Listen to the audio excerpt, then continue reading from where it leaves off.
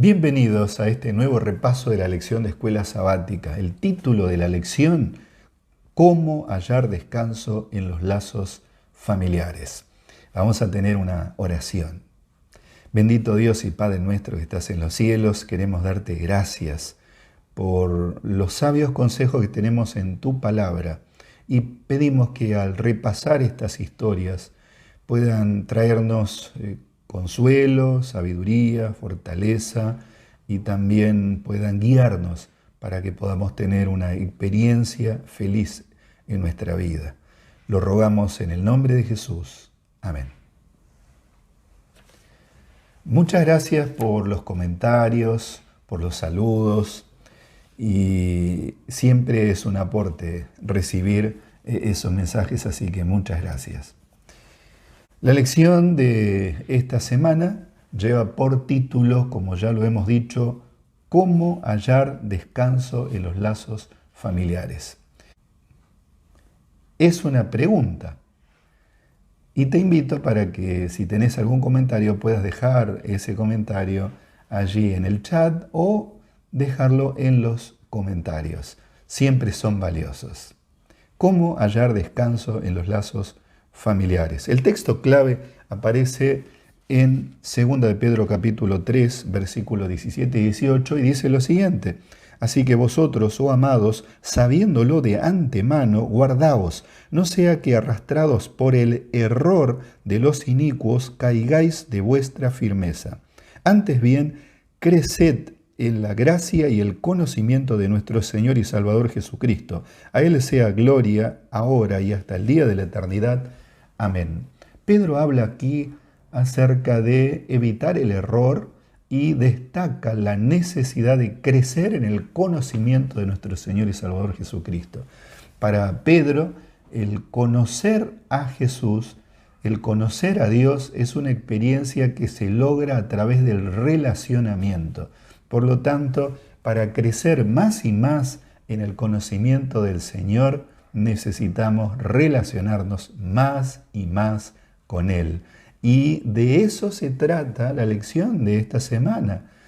Vamos a ver la experiencia de vida de José y cómo él se relacionó con Dios.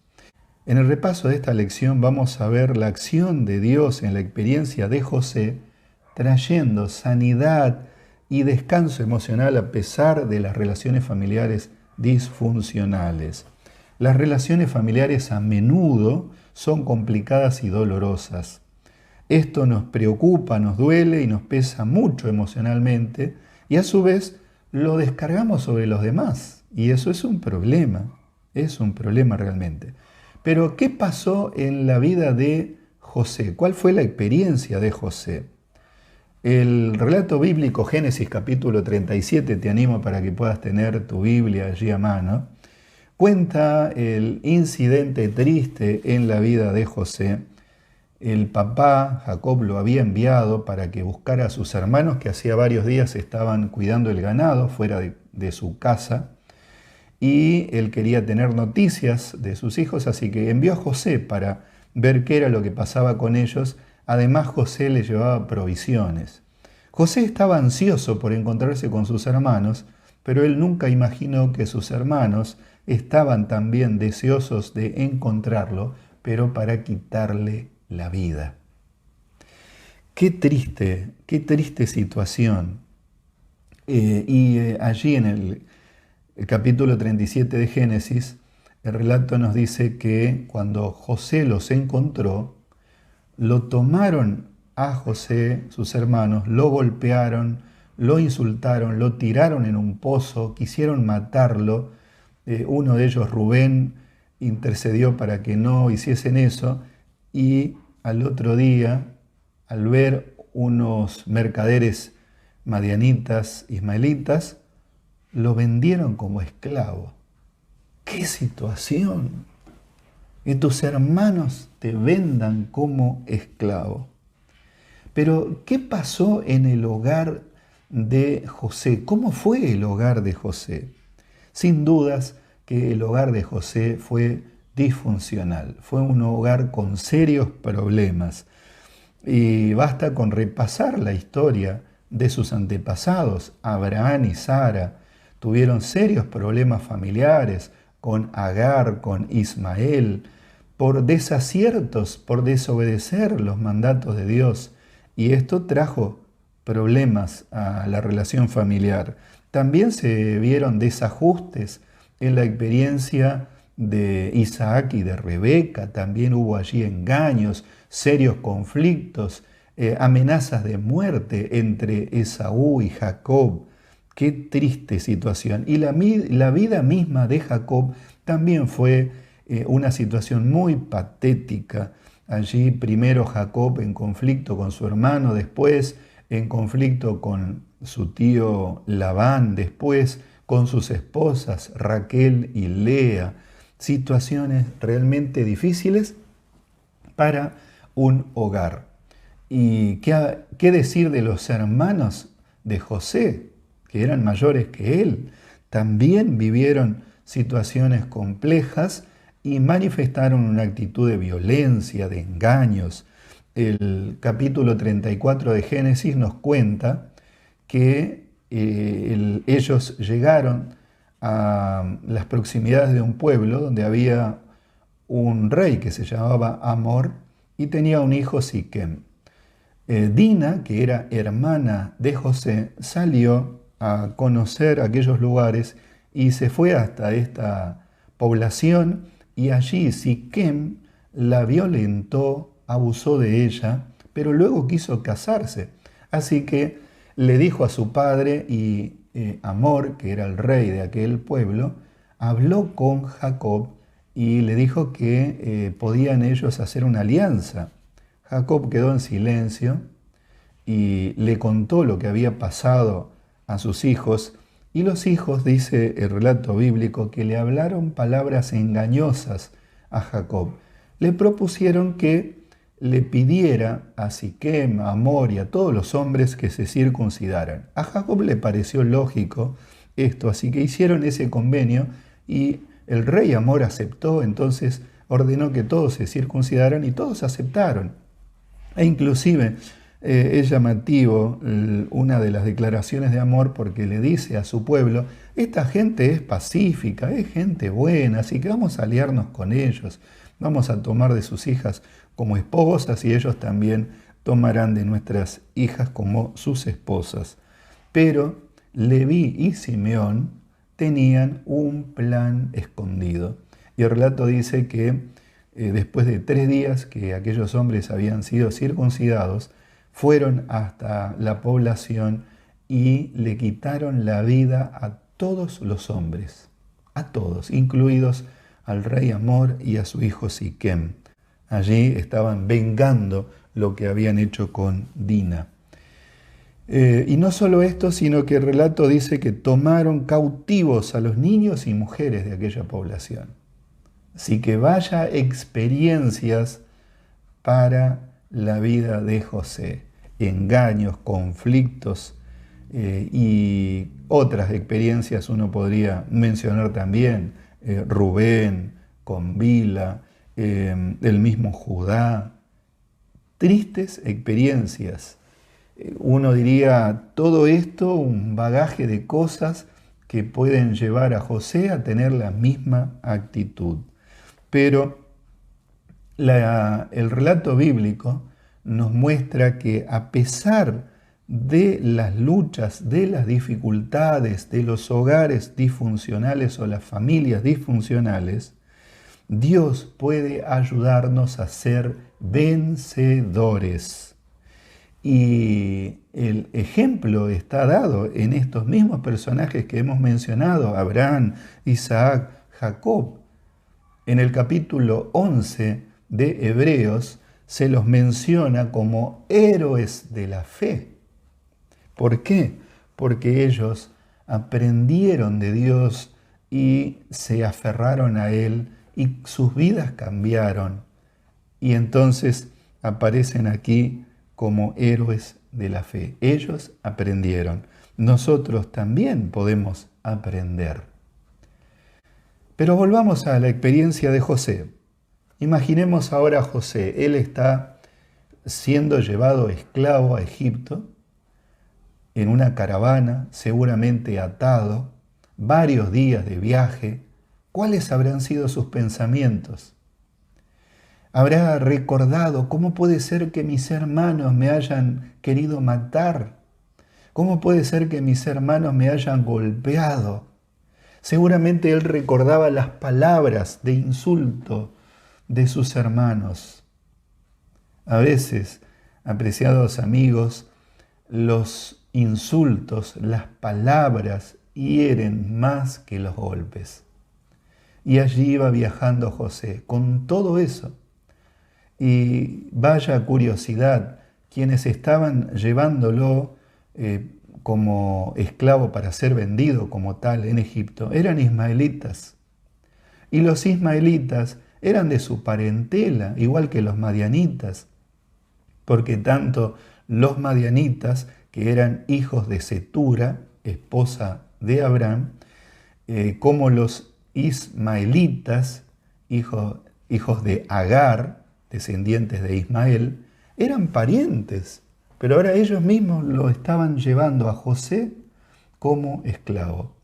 El relato nos dice en Génesis 37:2 que José tenía solo 17 años, un jovencito siendo llevado esclavo. Qué situación difícil. ¿Qué sentimientos se habrán cruzado en la mente, en el corazón de José en aquella circunstancia? José solamente encontró descanso a través de su decisión de seguir a Dios, de responder al llamado de Dios y comprometerse con Él y relacionarse con Él.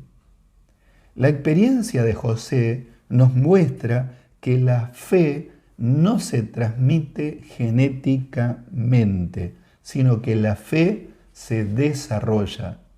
Por lo tanto, puede ser que nuestra experiencia familiar sea difícil, pero tenemos que dejar de poner nuestra vista en nuestros familiares, en nuestros amigos, en nuestros hermanos de la iglesia y poner nuestra vista en Jesús, en Dios, y relacionarnos con Él, porque Él nos va a dar sabiduría para que nuestra relación nos lleve a una situación de bienestar. Vemos aquí la importancia que tiene el ir cada día a la presencia de Dios y entregarnos a Él. Esto es importante y es el consejo de la palabra de Dios. En el libro de Deuteronomios, el capítulo 4, versículo 29, nos presenta un consejo realmente sabio y dice así: mas si desde allí buscares a Jehová tu Dios, lo hallarás, si lo buscares de todo tu corazón y de toda tu alma. Cuando estuvieres en angustia y te alcanzaren todas estas cosas, si en los postreros días te volvieres a Jehová tu Dios y oyeres su voz, porque Dios misericordioso es Jehová, tu Dios no te dejará ni te destruirá, ni se olvidará del pacto que les juró a tus padres. Dios es misericordioso. Puede ser que te hayas apartado de Él, pero es tiempo de buscarlo. Y Él va a tener misericordia y te va a acercar a su presencia. Por eso es importante seguir el consejo de Dios y buscarlo de todo corazón, de todo corazón. Tenemos que buscar el rostro de Dios continuamente. ¿Cómo tener una verdadera autoestima? Pensemos en José. José tenía 17 años cuando él fue llevado para ser vendido como esclavo en Egipto. Antes, él había sido tratado como el hijo predilecto, el más amado, el más respetado por su padre. Pero ahora, ¿quién era? ¿Quién era? Ahora era un esclavo. Un esclavo. El relato bíblico nos dice que Por lo menos él estuvo 13 años siendo un esclavo y luego en la cárcel. Pero ¿cómo hacer para tener una autoestima sana, saludable? La experiencia de José nos muestra que las cosas en nuestra vida pueden cambiar radicalmente de un momento para el otro. Él era el hijo predilecto, pero ahora de repente era un esclavo desconocido y sin un vínculo familiar. Una situación realmente difícil. Recién a los 30 años, nos dice el relato bíblico, obtuvo su libertad. 13 años de ser esclavo. ¿Cómo mantenés tu autoestima sana? ¿Cómo mantenés? Si dependemos de los demás, de lo que nos digan los demás para sentirnos bien, estamos en un camino difícil y tenemos que prepararnos para sobrellevar ese camino difícil, porque va a ser una situación de confusión. La verdadera autoestima se encuentra junto a Dios. Y tenemos que prestar atención, suma atención, a cómo Dios nos considera a nosotros. El Evangelio de San Juan, el capítulo 15, versículo 15, allí la palabra de Dios nos dice que el Señor Jesús no nos llama siervos, sino que nos llama sus amigos. Qué bueno es saber que el Señor nos llama sus amigos. Isaías 43, versículo 1, el Señor dice, yo te redimí, mío eres tú, no temas, no tengas miedo. Maravillosa promesa. Somos del Señor, somos del Señor. En la primera carta de Juan, el capítulo 3, versículos 1 y 2, la palabra de Dios nos dice que el Padre nos considera sus hijos. Vaya si somos valiosos para nuestro Dios. Pero la mayor experiencia, la mayor manifestación del valor que Dios nos da es la cruz. El Señor Jesús estuvo dispuesto a venir a este mundo y entregar su vida en rescate por nosotros. Allí, al contemplar la cruz, vemos el valor maravilloso que Dios le da a nuestra vida, a tu vida y a mi vida. Puedes confiar en Él, puedes confiar en Dios. Y José hizo eso, confió en el Señor y se mantuvo en situaciones extremas, fiel a Él, y por lo tanto su autoestima también fue saludable. ¿Qué es lo que hizo la diferencia en la vida de José en estas circunstancias? Su actitud. La actitud de relacionarse a la manera de Dios, no a su manera, porque muchos frente a la situación vivida por José podrían haber maquinado un plan y decir, si salgo con vida de esta situación, voy a vengarme de mis hermanos y voy a ir a alcanzarlos y mi venganza va a ser terrible con ellos. O comenzar a desprender odio y tratar frente al maltrato, responder de la misma manera.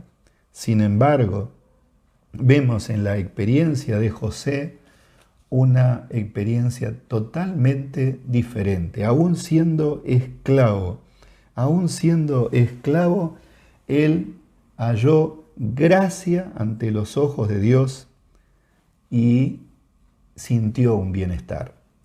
El capítulo 39 de Génesis nos cuenta que José fue vendido como esclavo y fue a parar a la casa de Potifar. que era un principal allí en Egipto. Y el relato nos dice que Jehová bendijo la casa del egipcio a causa de José. Cuando nosotros nos relacionamos con Dios de la mejor manera, buscándolo cada día, nosotros podemos ser bendición para otros, aún para aquellos que nos maltratan. Y Jehová bendijo a Potifar, su casa y todos sus negocios. Y Potifar vio en José a alguien especial, así que le confió todo. Le confió todo, le entregó todo lo que tenía para que él lo administre.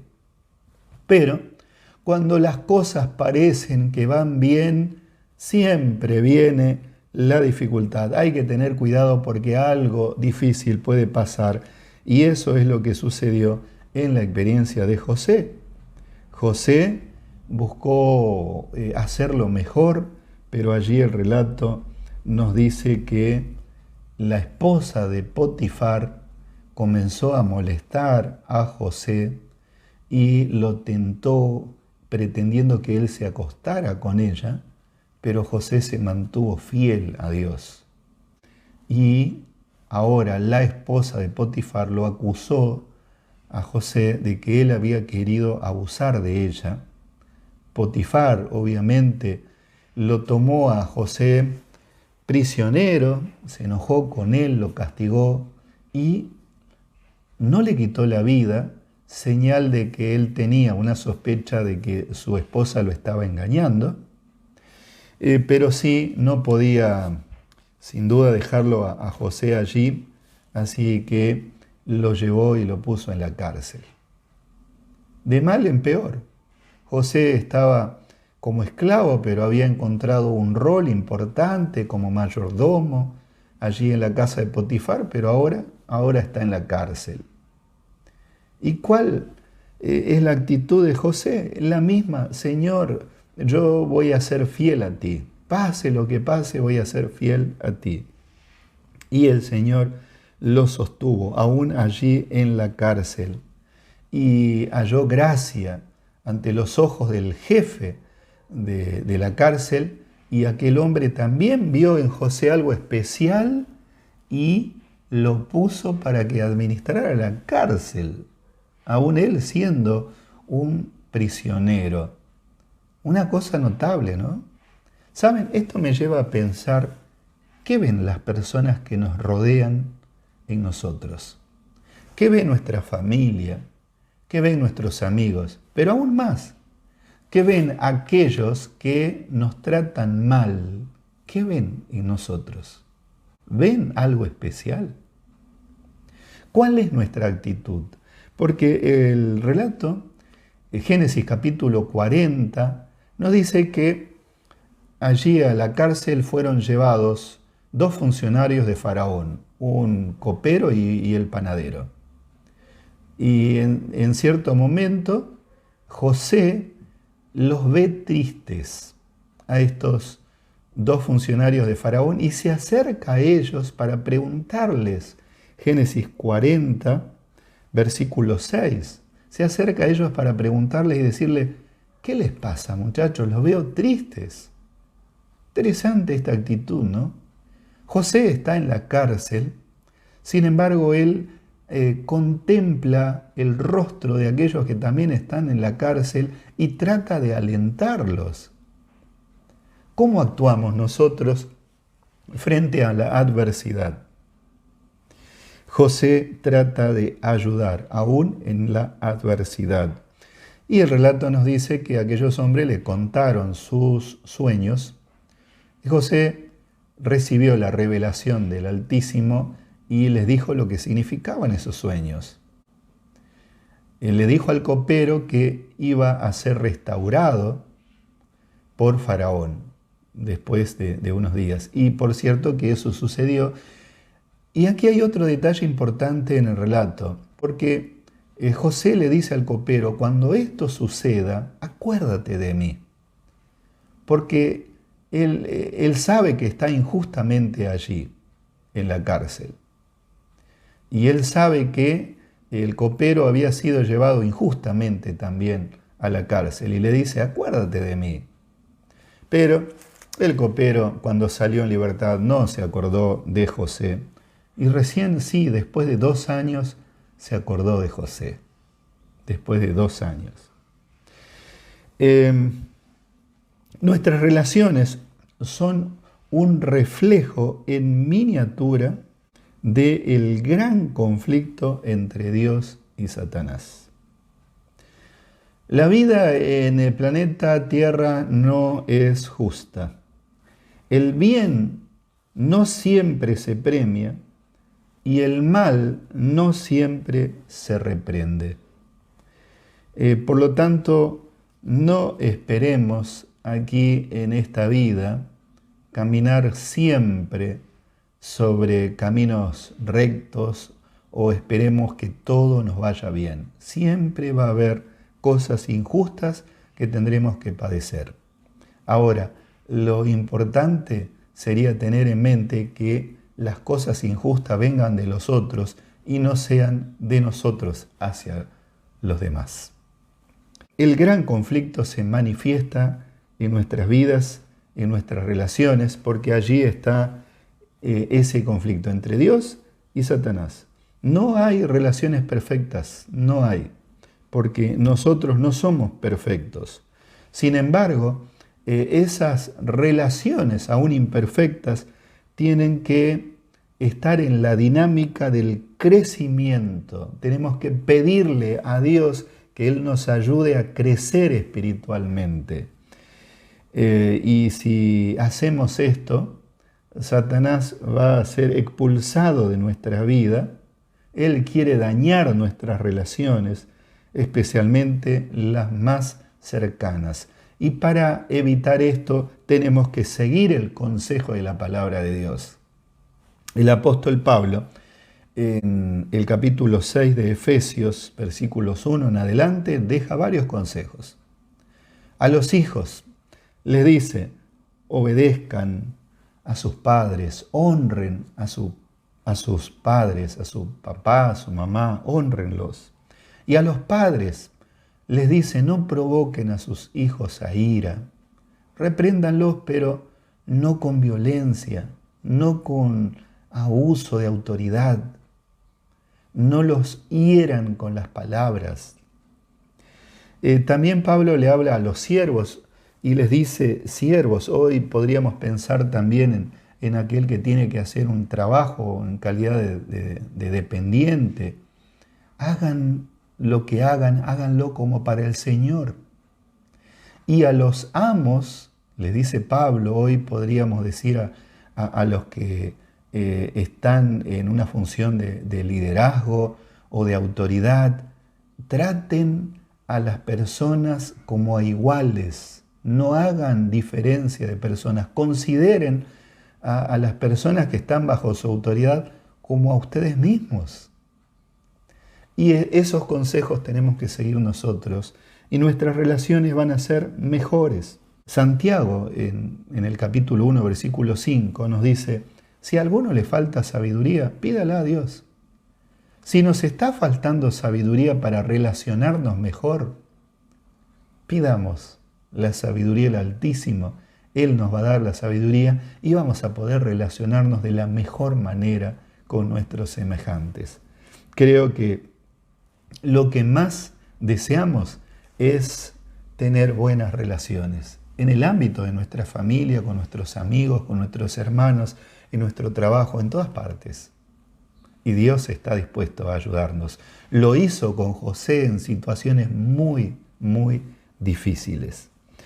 El libro Historia de la Redención, en la página 104, nos dice que el escudo que protegía el corazón de este joven, José, era el temor de Dios, que lo indujo a ser fiel y leal a su Señor.